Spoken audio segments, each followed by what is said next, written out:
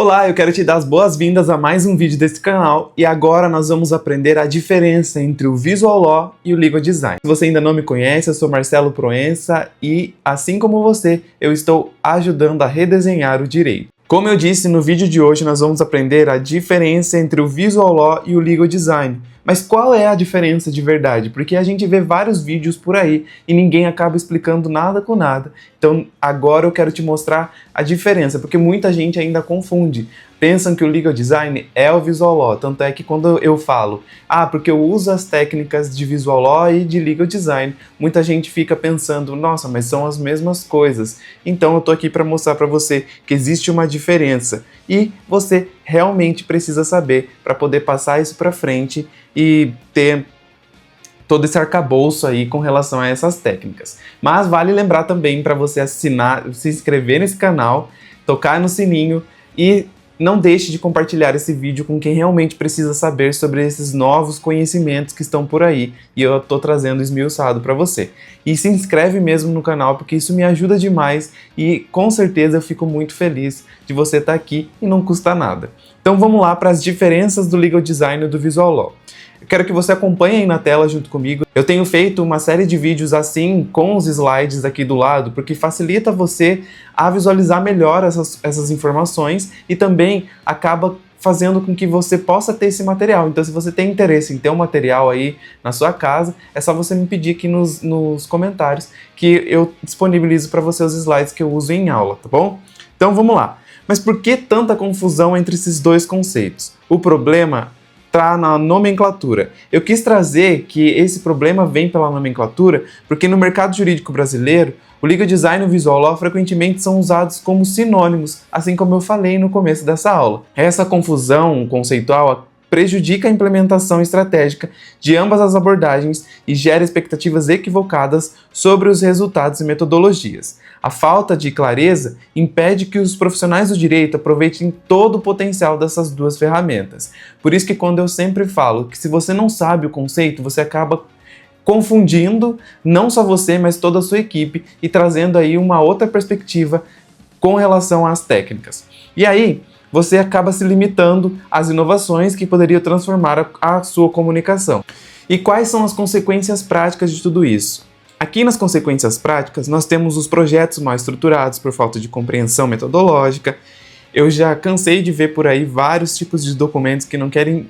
Você vê que a pessoa tem estrutura, ela tem um certo escritório de respeito, mas quando você vai ver o documento dela, que ela aplicou o Legal Design e está passando essa informação para frente, você vê que está totalmente ao contrário daquilo que diz as técnicas quando você estuda profundamente elas. E aí, por isso que eu gosto de trazer isso tudo aqui para você. Inclusive, quando eu faço os meus produtos, que depois eu vou falar melhor sobre eles, porque eu quero te dar essa exemplificação, eu trago eles de uma maneira muito didática para você visualizar as mudanças que realmente acontecem dentro do documento. E quando você vê um escritório fazendo com que essas técnicas sejam mal utilizadas, acaba gerando uma certa preguiça na pessoa de tanto olhar aquilo e pensar, isso não é para mim realmente, porque acaba fugindo muito daquilo que eu estou fazendo. E na verdade não é. Então esse mau estruturamento do Legal Design acaba trazendo uma não compreensão aí metodológica. Depois a gente tem aí os investimentos direcionados incorretamente, as frustrações com resultados que é aquém do esperado, porque a pessoa acaba, eu entrei com esse contrato em Visual Law e não gostei muito, e não deu um impacto real. Então, provavelmente essa técnica está mal utilizada e a gente precisa melhorar isso. Aqui tem a resistência institucional baseada em conceitos equivocados e a dificuldade de mensurar o impacto real. Nós sabemos que negócios são feitos a longo prazo, então muita gente pensa, mas eu fiz o contrato aqui, mas não funciona comigo, até pelo fato de não ter esse impacto real. Mas o impacto real é um projeto, igual quando eu vou prestar aqui a consultoria, né? O escritório chega até mim e eu converso com a instituição, visualizo com os advogados o que a gente pode melhorar dentro de certo documento e depois a gente começa a fazer esse trabalho, que é fazer com que haja a explicação do cliente, se ele ficou com dúvida, se ele não ficou, e aonde que é o ponto que ele mais se perde ali dentro daquele contrato, é onde nós vamos trabalhar. Então, essa dificuldade de mensurar esse impacto real acaba trazendo, mas eu não vou fazer isso agora porque eu não quero essa mudança e eu não sei se vai trazer realmente esse impacto para mim aqui no dia a dia.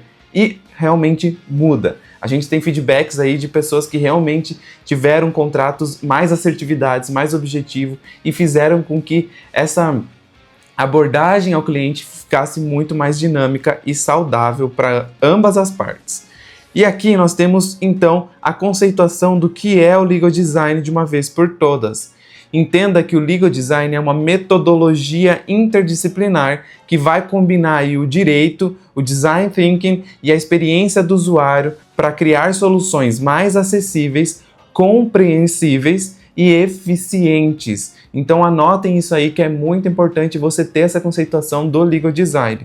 Então não se trata apenas de estética, é uma abordagem estratégica centrada no ser humano. Eu fico pasmo quando eu pego um documento que eu vou procurar, por exemplo, na internet. Se eu digito Visual Law e eu pego um documento e eu vejo que o documento não é trabalhado em prol do usuário. Ele é trabalhado para ver se chama mais atenção. E não é isso que a gente quer. E aqui tem vários tipos de coisas, de técnicas que nós colocamos para poder fazer um legal design muito bem redondo, sabe? Aquele legal design completo e deixar de passar essa imagem, essa incerteza que o povo traz de que é só estética. Depois nós temos aqui então os aliados, né? Como eu falei, é o direito, que é o conhecimento técnico-jurídico sólido, compreensão profunda de regulamentações e conformidade legal em todas as soluções desenvolvidas. O que é importante a gente saber que para praticar o legal design você não precisa ser design, mas você precisa entender de direito. Você tem que estar com aquela leitura afiada ali para você saber se aquela cláusula pode ser mexida, se certo objetivo do contrato pode ser alterado. Então tem várias coisas que a gente tem que fazer para deixar com que a linguagem jurídica prevaleça. Tem muita gente que também acha, isso daqui é uma mentira, tá? Vai perder a minha técnica jurídica empregada dentro daquele documento. Não, o legal design tem que andar junto com as informações técnicas, um complementa o outro para poder atingir o objetivo principal, que é o entendimento da pessoa que está lendo. Depois nós temos o Design Thinking. Esse Design Thinking que tanto fala também na internet é uma metodologia iterativa focada em resolver problemas complexos através de empatia, prototipagem rápida e testes constantes com usuários reais. Aqui o que a gente faz? Geralmente tem gente que se assusta demais com o legal design, com o Visual Law, e aí eu falo assim, não, vamos com calma, eu vou te explicar melhor sobre isso. E aí a pessoa vai usando em contrato de prestação de serviços, usa num contrato, numa procuração, numa declaração de hipossuficiência, ela começa a colocar no dia a dia para ver essas melhorias, porque é muito importante dentro de certos projetos, ou de todos os projetos que a gente faz em legal design, é o feedback do cliente. E esse feedback da pessoa que está ali, ele pode vir por diferentes vertentes. Ele pode vir desse entendimento rápido, da falta de você ter que ficar repetindo, ou da falta de você ter que fazer um retrabalho para aquele documento até ficar entendível. Então aqui a gente pensa no cliente e o cliente dá esse feedback para a gente. Esse design thinking, essa metodologia, faz com que a gente tenha mais dinamismo para praticar certo documento, até em procuração, por exemplo, tá? Daí nós temos aí a próxima, que é a experiência do usuário, é o foco absoluto em quem usa documentos e serviços jurídicos, garantindo que sejam intuitivos, acessíveis e atendam a necessidades reais. Eu citei como exemplo em uma aula, até num Reels, que está lá no meu Instagram, que é o @redesign.360, eu até citei isso quando eu fui com a minha avó, e a moça do cartório foi ler para minha avó toda a abordagem que eles fazem lá, e a minha avó não entendeu quase nada. E tem muita gente, quando eu fazia estágio, tinha vergonha de perguntar para o advogado que estava passando as informações e ficava acanhado. E depois vinha e conversava comigo, porque eu tentava fazer entender a pessoa. Eu não sabia na época, como eu conto em vários lugares, em várias aulas, eu não sabia na época que eu fazia estágio que eu já estava executando certas diretrizes do legal design no meu dia a dia. Mas eu sempre ouvia a pessoa, fazia aquele resumo para ela entender melhor do que se tratava, do que nós estávamos falando, e depois a gente dava andamento no trabalho. Então, é importante você ter isso em mente, tá? Tenha em mente que a experiência tem que ser centrada no usuário. Aqui nós estamos pensando o usuário, não só o seu cliente final, um magistrado, o assistente do juiz, que seja a outra parte. Então é importante a gente sempre pensar no usuário como quem vai ler esse documento para o deixar mais entendível possível. E aí, nós temos aí o Visual Law em contrapartida, que é a aplicação prática de recursos visuais. Então anota isso aí também. Recursos visuais em documentos e comunicação jurídicas. Trata-se do uso estratégico de elementos gráficos, ícones, infográficos, diagramas, tipografia hierarquizada, para tornar as informações jurídicas mais claras e acessíveis no destinatário final. Então, se, por exemplo, nós elaboramos o legal design dentro do documento, mas eu quero chamar a atenção para aquela parte, tal qual um escritório chegou para mim e falou que os clientes tinham muita dificuldade de ver os valores do que eles cobravam, e aí a gente fez o quê? Deu um destaque, mas mesmo assim nós colocamos um ícone de dinheiro ali para mostrar para o usuário que aquilo ali era voltado para a parte do pagamento. E aí eu vou esmiuçar cada um desses elementos, que é o primeiro, a tipografia estratégica, hierarquia visual através de fontes. A gente nota, vamos trazer para a nossa realidade, quando você pega um jornal, as manchetes, que são aqueles títulos em negrito, eles são diferentes do texto. Então aquilo ali é a hierarquia textual. Depois, essa tipografia jurídica aí, muita gente acaba confundindo. A tipografia, quando você utiliza de forma pensada, você já está fazendo legal design, você já está elaborando o Visual Law dentro do documento. Então muita gente fala, eu não faço Visual Law. Você faz, se você pensa em características tipográficas, você já está fazendo o Visual Law no seu documento.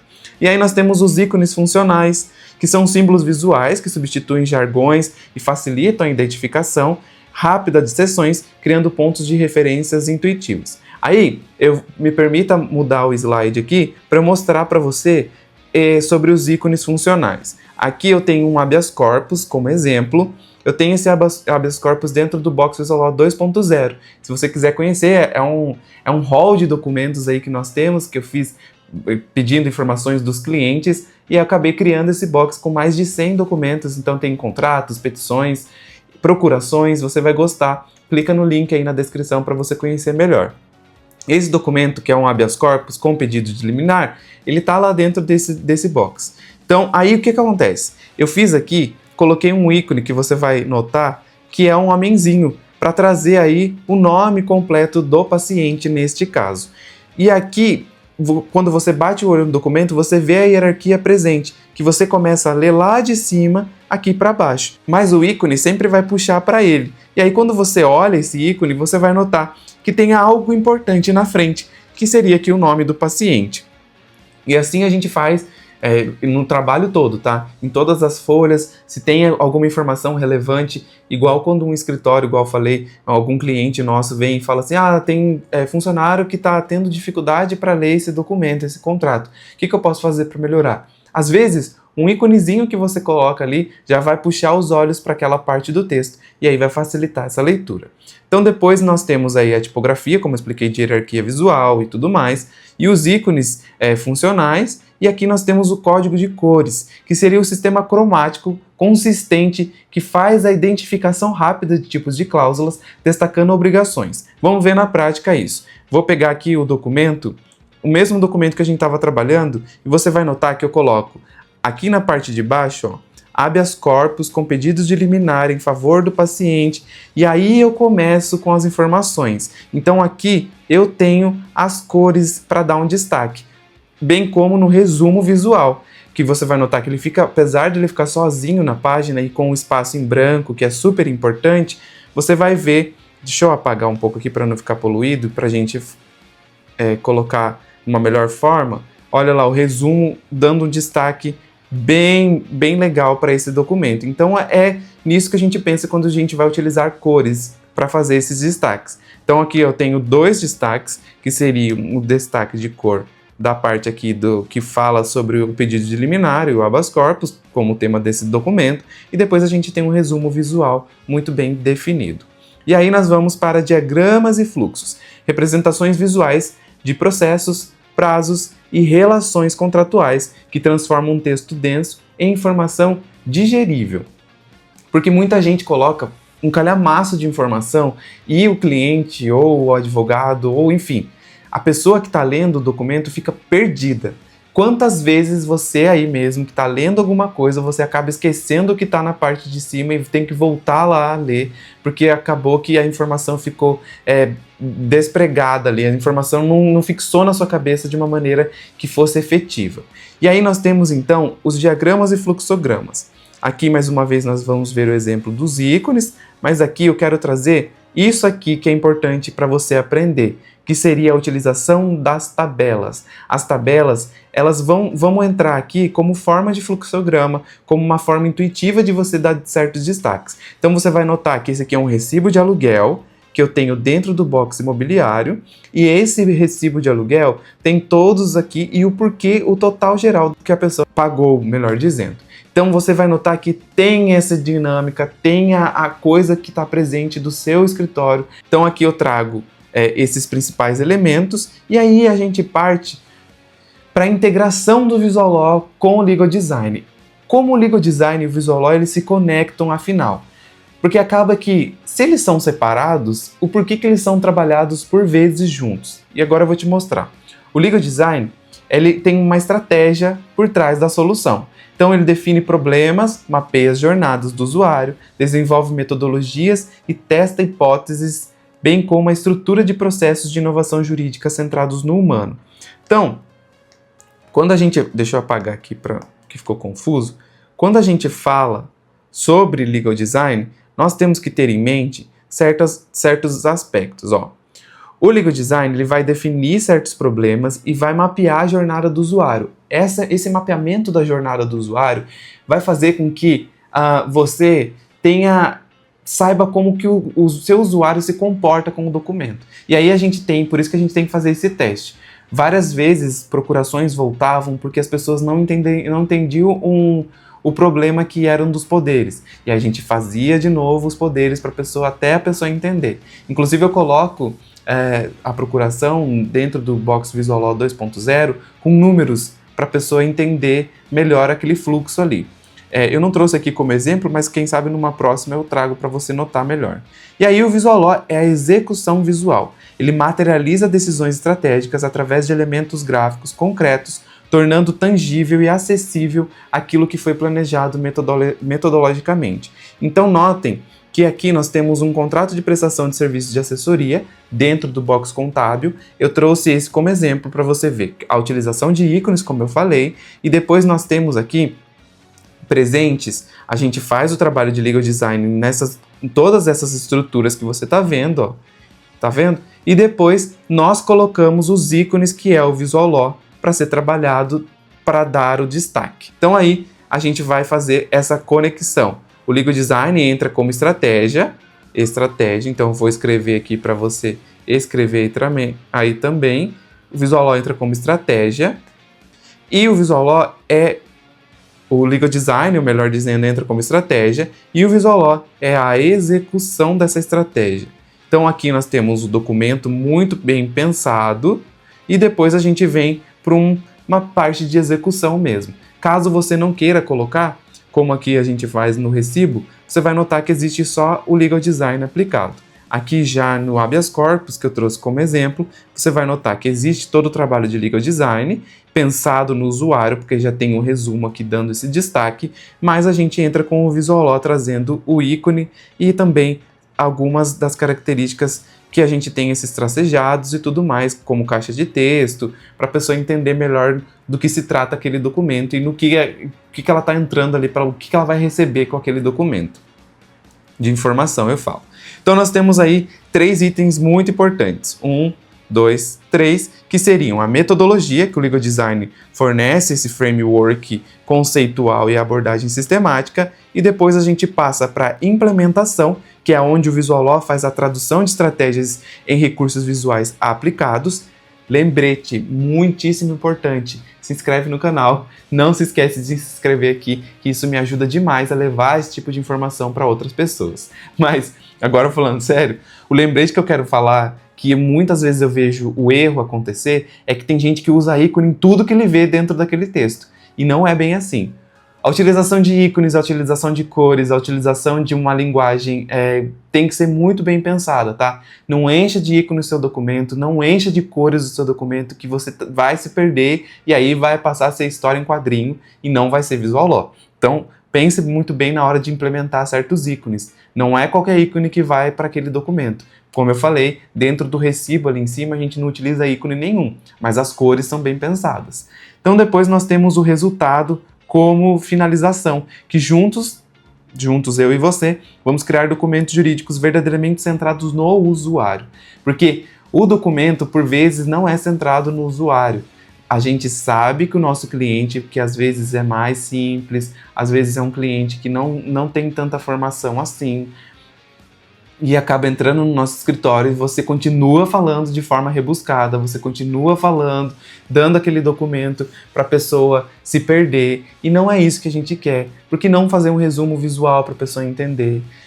Então, sabe, tem certas coisas que a gente tem que ter esse exercício, fazer esse exercício diário de empatia para saber até onde a gente vai e para onde a gente quer chegar com aquele cliente.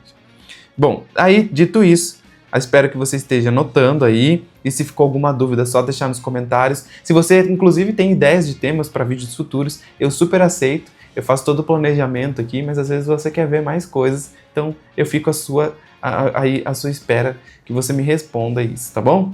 E agora a gente continua aí com um exemplo prático de transformação. Eu não vou ler tudo, mas eu quero só que você tenha como base alguns dos aspectos. Aqui nós temos um exemplo prático de transformação que antes era um contrato tradicional, esse que você usa aí no seu dia a dia, com parágrafos densos, texto corrido, vários jargões jurídicos, fumus boniuris, um monte de coisa que você acaba que se perde e muita gente escreve errado essas palavras em latim.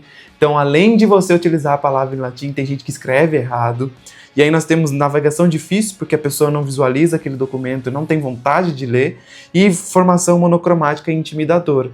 E aí, qual é a consequência de você ter um contrato tradicional aí, um contrato totalmente rebuscado? É que os clientes assinam sem compreender, aumentam litígios e acaba deteriorando relacionamentos comerciais.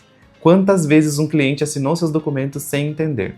Então, é para se pensar. Porque depois ele vai te ligar e falar assim, eu não entendi aquilo que estava em certa cláusula e tudo mais, quero que você refaça o meu contrato. E aí isso não é legal para o escritório, não é legal para a saúde, a relação sua com o cliente, nem para a saúde do escritório. E aí nós temos um contrato redesenhado, que seria com tipografia hierarquizada, ícones identificando tipos de cláusulas, cores diferenciando obrigações de direito, por exemplo, uma linguagem clara e objetiva. Lembrando mais uma vez que a linguagem clara, a linguagem simples que nós falamos por aí, não é simplória. Você tem que entender que utilizar a linguagem simples não vai perder a técnica jurídica empregada. Porque tem gente que pensa, mas como é que eu vou escrever simploriamente no meu documento? Não é isso. Então, peço que, se você até tiver dúvidas, eu vou fazer um vídeo sobre linguagem simples para você utilizar de uma maneira sutil e saber aquilo que você está colocando no seu documento. E aí nós temos sumário visual navegável, muita gente gosta de ter um sumário ali que já traz toda a informação e para onde que eu quero ir. Depois também temos destaques em boxes para informações críticas, tal como aqui, ó, em cima. Eu vou voltar aqui de novo nesse recibo. Aqui nós temos uma informação crítica, por exemplo, que é o pagamento, como vai ser feito, e também o total geral desse recibo. E aí a gente já sabe que já foi feito aqui, então a gente já tem essa visualização muito bem definida. Vamos voltar lá para baixo. E aí qual o resultado? Resultado é a redução de 60% em dúvidas contratuais, maior satisfação do cliente e conformidade elevada. Essas porcentagens a gente tira tudo de feedback de cliente. O que melhorou, o que precisa melhorar, o que você quer que eu mude em certo documento. Então, igual eu sempre falo, se você ficou com dúvida, é só você clicar aí no link da descrição que você vai conhecer o Box Visual Law 2.0, e lá eu também coloco esse tipo de aula para poder fazer com que haja esse entendimento maior para a edição do documento. Então tem várias coisas do porquê. Então 60% de redução de dúvidas contratuais, isso é o que a gente mais tem em contratos assim mais densos, tá? Mas igual Eu recebi um cliente aqui que tinha um contrato com 60 páginas e a gente acabou fazendo um resumo desse contrato para ele poder explicar melhor, até para o cliente quando chega ele saber melhor como ele fala. E isso foi um impacto bastante interessante. E aí nós temos uma integração perfeita aqui, tá? Essa integração perfeita ela vai se basear em 4 pilares, que seriam a fase de pesquisa, onde o Legal Design aí vai identificar as dores daquele escritório ou daquele documento, melhor dizendo, e aí nós temos primeira fase, pesquisa, depois a segunda fase, que é a prototipagem, a gente faz um protótipo do documento de como vai ficar e se o advogado gostou ou não, né? No meu caso, quando eu faço esse trabalho de consultoria, inclusive se você quiser o trabalho de consultoria também pode clicar aí e falar comigo, e aí nós temos essa prototipagem que faz com que haja esse entendimento, né? Depois a gente tem a fase 3, que é a visualização, que aí entra o Visual com todos esses elementos gráficos. Então você vai notar que aqui, antes de eu falar sobre a validação, a gente tem todos esses elementos interligados que são o Legal Design. E aí nós temos o Visual como uma única esfera dentro desse Legal Design, que seriam a visualização do documento, que seria inserir ícones, mudar a tipografia jurídica, colocando uma nova tipografia desse documento. Então, por isso que eu falo, se você for mudar a tipografia e fazer a hierarquia, você já está fazendo o Legal Design e trabalhando com o Visual Law. E aí nós temos a fase de validação, que a gente testa, né, com usuários reais, e os ajustes iterativos e mensuração de eficácia antes da implementação definitiva. Então, o que a gente faz dentro do trabalho com o escritório? Entrei no escritório, começo a fazer todo esse projeto com o escritório, mando para eles o documento e assim vai. É uma troca, até o cliente pegar o documento e entender o documento, e aí a gente finaliza o projeto. Depois nós temos faz com que essa abordagem integrada garanta que a forma e a função trabalhem juntas, criando documentos juridicamente sólidos e humanamente acessíveis. Então, quer dizer que eu vou mudar o meu documento, eu vou colocar esse cliente que entende mais, eu vou trazer o documento de um cliente que entende menos. Não, por isso o exercício de empatia. Se você vai, obviamente, se você não vai mandar um documento para um magistrado, da mesma maneira que você vai enviar um documento para um cliente comum, porque não tem necessidade disso. Às vezes o cliente quer ver só quais pontos que estão naquele processo, ou ele quer entender melhor do que o que você está fazendo, por que não enviar um resumo para ele? Então a gente sabe separar as esferas e é isso que eu sempre converso aqui quando eu estou em reunião de consultoria. E aí, nós temos o Legal Design sendo o método, pode anotar isso também, que o Legal Design é método e o Visual Law é a expressão visual, certo? Então, compreender essa distinção fundamental permite que os advogados e profissionais de direito, que não precisa ser advogado para você trabalhar com Legal Design e Visual Law, implementem inovações verdadeiramente transformadoras. O Legal Design sem o Visual Law permanece abstrato, e o Visual Law sem o Legal Design é cosmético e superficial. Porque não adianta nada você pegar uma cláusula, colocar um ícone lá e não mudar nada da forma como você apresenta aquela cláusula. Então, um anda junto com o outro. Depois nós temos aí a maestria para você dominar ambos é pensar estrategicamente como um designer e executar visualmente com precisão. Bom, aí depois nós temos as métricas de impacto real. Aqui eu quero que você preste muita atenção, porque realmente as técnicas muito bem empregadas conseguem mudar a vida do seu escritório ou a vida que você tem aí com relação a esses contratos confusos. Aí a gente tem as organizações que implementam o Legal Design e Visual Law de forma integrada reportam melhorias mensuráveis e significativas. Primeiro aqui nós temos 73% de redução de tempo de leitura. Você vai notar que existe essa melhoria na objetividade e aí os documentos visuais são processados mais rapidamente pelo cérebro humano. Depois a gente tem 65% de melhoria de compreensão. Os usuários entendem obrigações e direitos com maior clareza. E aí, 52% a gente tem diminuição de litígios. Contratos claros reduzem interpretações divergentes. E aí teve até vários problemas de pessoas que têm um contrato que... mas eu não entendi o que eu comprei. Por que está escrito isso daqui? E aí você fala, mas gente, estava no contrato, não tem como você não entender. Aí você fala assim, mas por que a pessoa não entendeu? Porque estava dentro daquele bloco de texto que não foi trabalhado antes. Então, se você conseguir trabalhar melhor esses blocos de texto, você vai ver que essas dúvidas, os litígios vão diminuir. Por exemplo, aqui nesse dado que eu trago de 52%. E aí nós temos 89% de satisfação do cliente. Clientes valorizam transparência e acessibilidade na comunicação jurídica. A melhor coisa quando a gente chega num lugar é quando a gente é bem recebido. E o documento, por ser uma extensão sua, que está ali trabalhando com ele no dia a dia, esse documento, por ser essa extensão, você vai notar que existe essa melhoria, esse relaxamento do cliente. A gente, quando apresenta um resumo, quando fazia o estágio, né, de direito da faculdade, eu oferecia esse resumo, por vezes assim, não, eu preparei um resumo aqui para você, ou eu preparei aqui a porcentagem que está aí do seu processo para você visualizar melhor, dentro de um documento mais eficaz.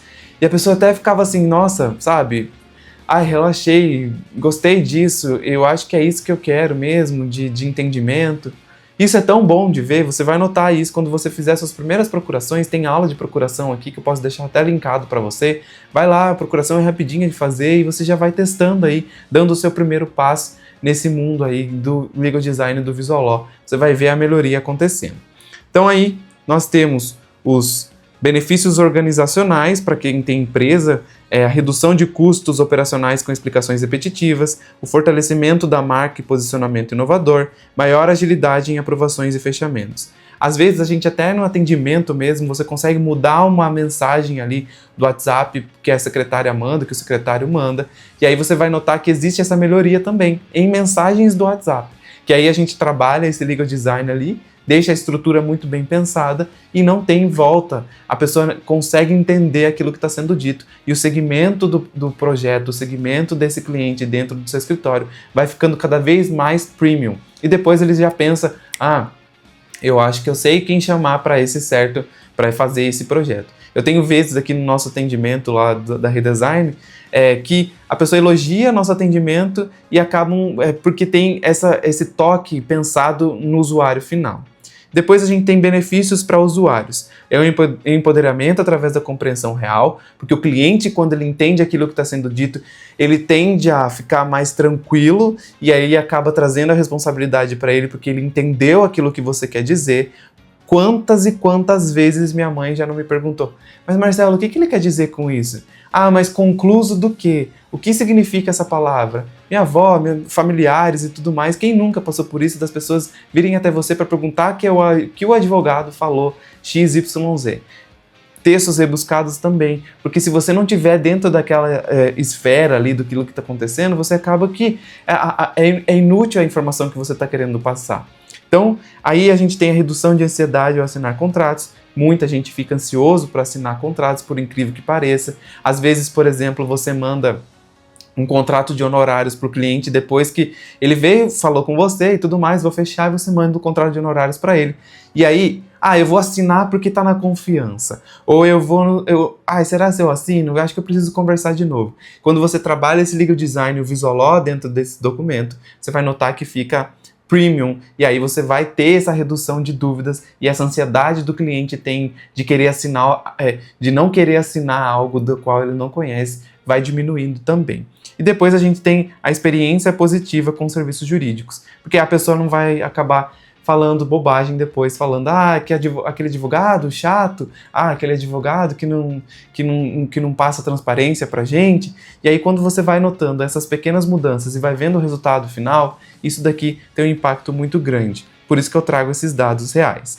E aí, para finalizar, eu quero que você deixe aqui como lembrete, porque por detalhes da vida eu estou aprendendo a ser youtuber, tá? Então vamos com calma aí. Você vai notar que eu tenho postado os vídeos todas as segundas-feiras para a gente começar a semana aí já alinhado. Então esse bate-papo nosso aqui, eu tô aprendendo também. Então eu quero aprender junto com você. Por isso já curte o vídeo aí embaixo. Não vão se esquecer de se inscrever no canal, que hoje eu recebi no vídeo passado, o meu sócio falou, mas você quase não pede para se inscrever no canal, e a pessoa acaba esquecendo. Então eu tô aqui para lembrar e até coloquei no slide. Se inscreve no canal. Se você ficou com dúvidas sobre o legal design, sobre o visual law, e quiser voltar na aula, volta aí na aula para você entender melhor. Mas se Mesmo assim, tiver dúvidas, deixa nos comentários que eu vou responder todo mundo. E aí, para finalizar e eu não esquecer, ativa o sininho, que aí vai ser lembrado todas as segundas-feiras desse bate-papo que a gente tem aqui, para a gente ficar alinhado aí com esses futuros do direito, para a gente redesenhar melhor o direito e eu trazer mais informações para você.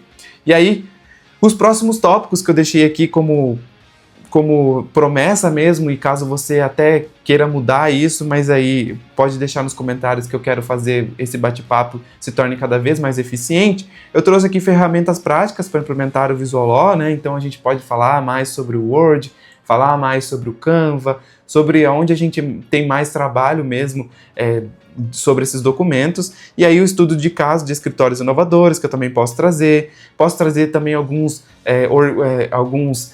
frames de workshops de legal design que eu já fiz, que eu posso também trazer para você aqui. Então, juntos, eu quero fazer com que você redesenhe o direito, que assim como você, com certeza, já está fazendo essa mudança. Se você já chegou até aqui, é sinal que realmente você quer mudar. Mas se você também chegou até aqui a título de conhecimento, aí deixe sua mensagem, deixe uma mensagem de carinho motivacional aí para eu continuar fazendo esse trabalho de levar cada vez mais conhecimento para você que está aí do outro lado. Muito obrigado e nos vemos na próxima segunda. Tchau!